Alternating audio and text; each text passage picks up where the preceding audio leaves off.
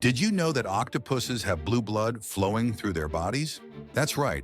While you have red blood, these amazing sea creatures pump bright blue blood through their veins. But why? It all comes down to what carries oxygen in their blood. Humans use iron-rich hemoglobin, which makes our blood red. But octopuses use something called hemocyanin, which is packed with copper instead of iron.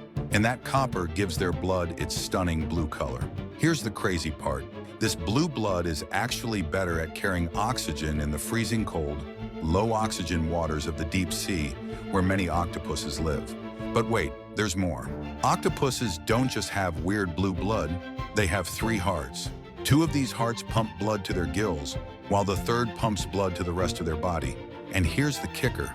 That main heart actually stops beating when they swim. That's why octopuses prefer to crawl along the ocean floor instead of swimming everywhere.